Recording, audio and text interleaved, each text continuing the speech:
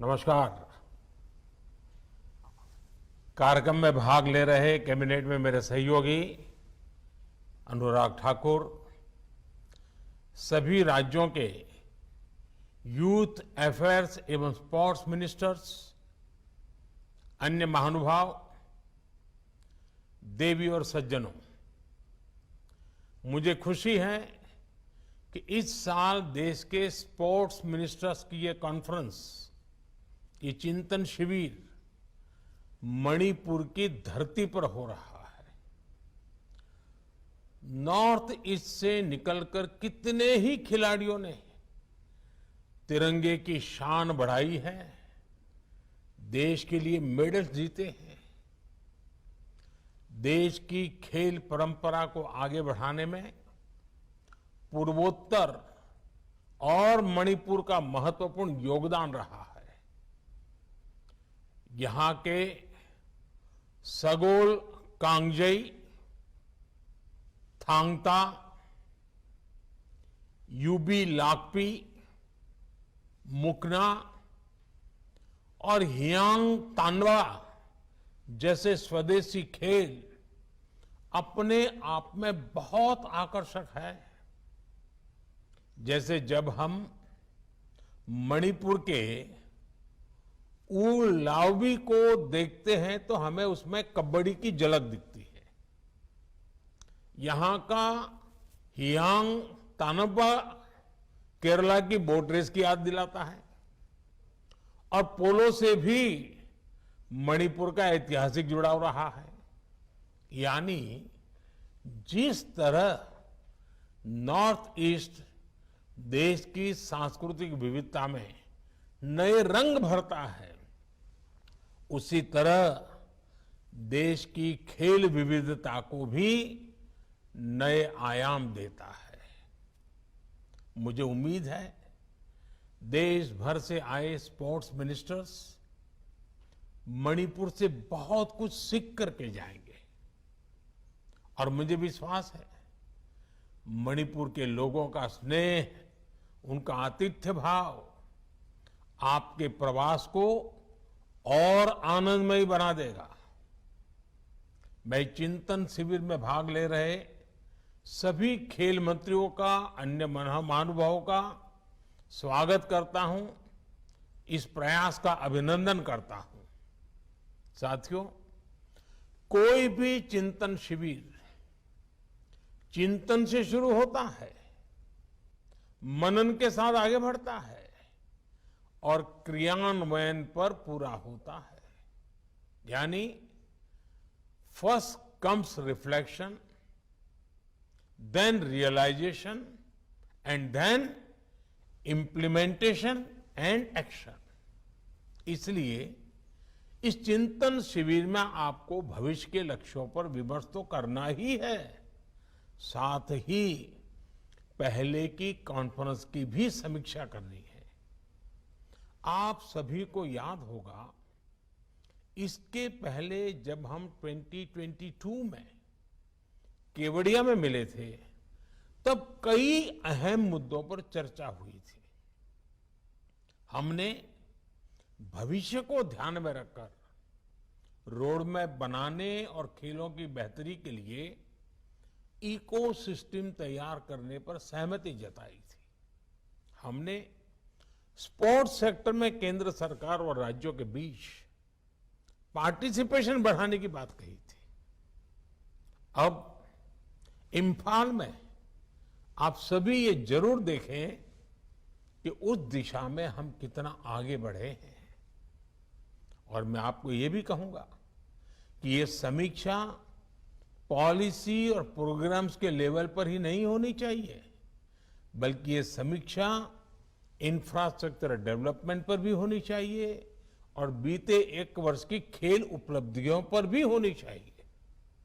साथियों, ये बात सही है कि पिछले एक वर्ष में भारतीय एथलीट्स और खिलाड़ियों ने कई इंटरनेशनल स्पोर्ट्स इवेंट्स में अभूतपूर्व प्रदर्शन किया है।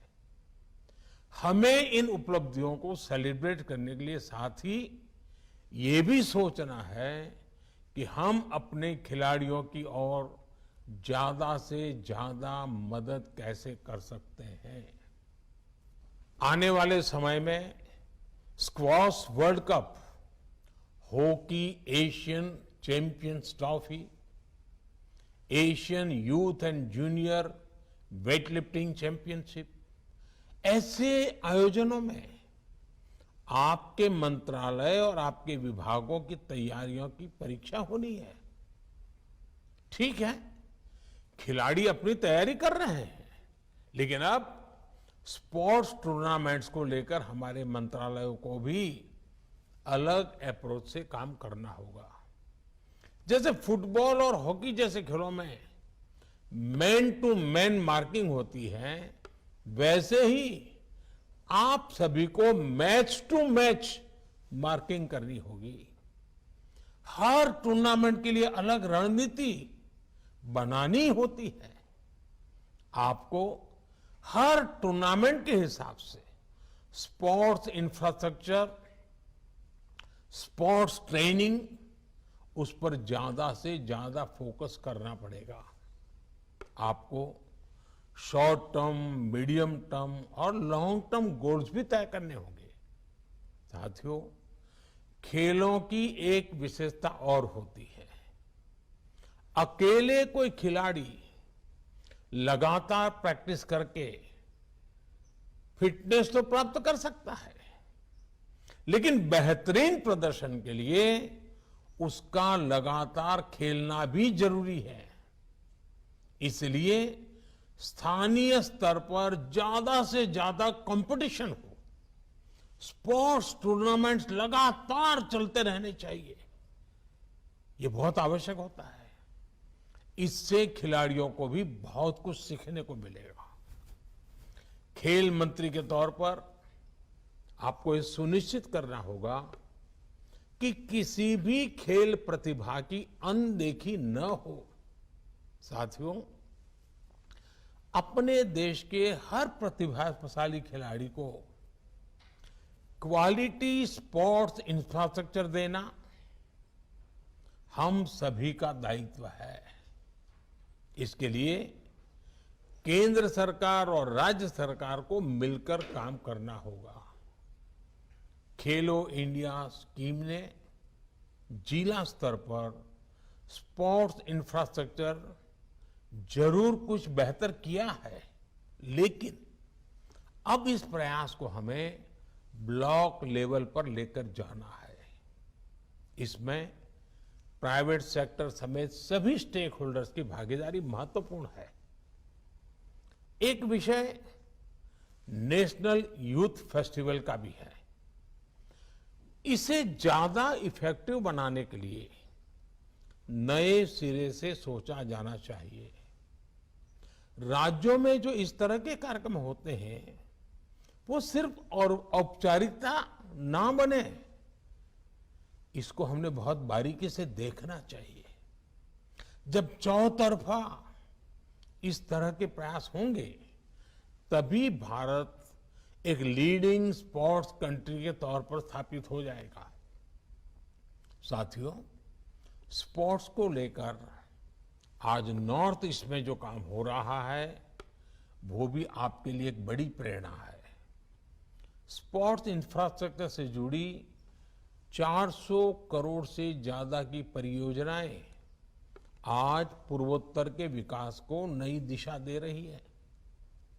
इम्फाल की नेशनल स्पोर्ट्स यूनिवर्सिटी आने वाले समय में देश भर के युवाओं को नए अवसर देगी।